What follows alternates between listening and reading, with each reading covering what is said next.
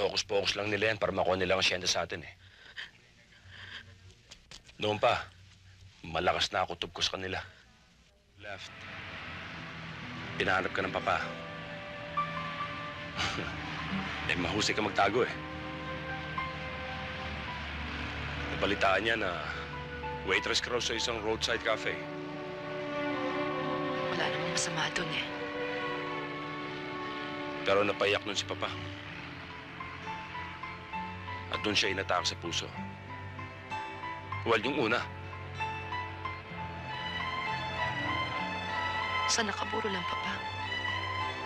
Sa bahay. Bakit hindi sa asyenda? Nandun lahat ng kaibigan niya at kakilala. Wala na sa atin ng asyenda, Ira. Marami nangyari nung nawala ka. Yung dating kanang kamay ni Papa, si Mang Vener, tsaka yung anak niyang si Edwin. Sila na ngayon ang may-ari ng Hacienda Noche.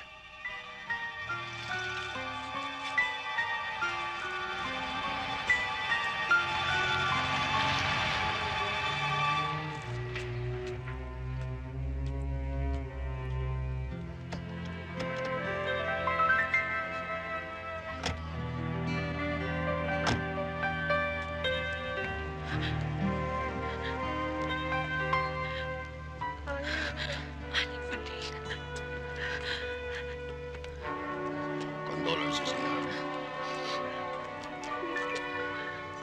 Nakikiramay ako, Ira.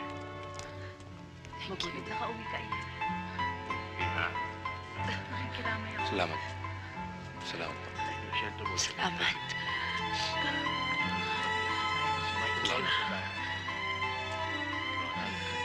Thank you.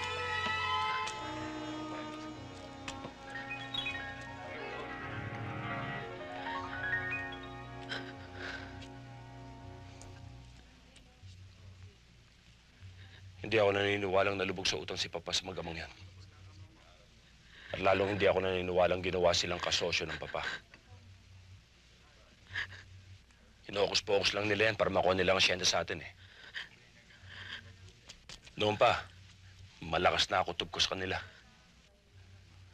Pinakain lang ni Papa ang ahas na tutuklaw sa kanya.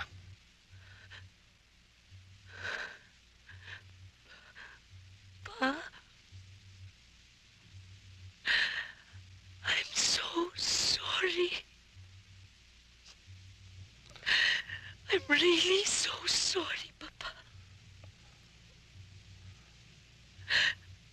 Papa, please forgive me.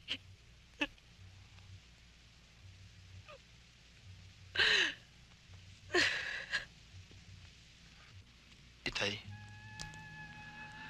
may ibabalita po ako sa inyo. Tungkol po dun sa kaibigan ninyo.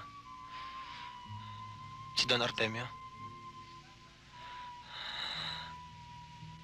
Wala na po siya. Inunahan na po kayo.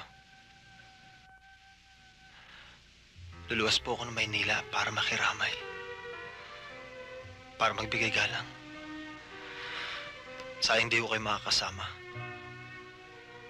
Pero huwag ko kayo mag-alala. Ipararating ko pagdamay ninyo. Mauna na po ako, Itay.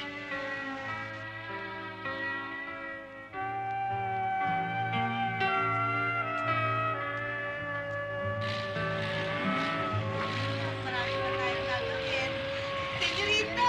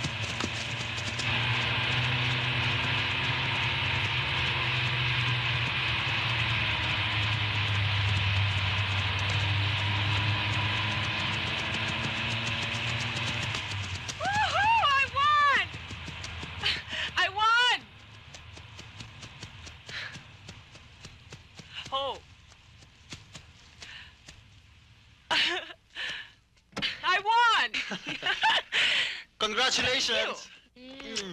That's not enough. I want my prize. Next time na lang. Medyo malayo pang biyahe ko, baka abutin ako ng dilim. Okay. Pero humanda ka pagbalik mo, ha? Ayaw mo magsumama? Ay, no. Marami pa akong asikusuhin dito eh. May mga Japanese na titingin sa mga studs. And besides, may baby horse akong may sakit. I have to attend to him. Alam mo naman ako pagdating sa mga kabayo ko, para kung mami hindi mapalagay. Okay. I'll see you, huh?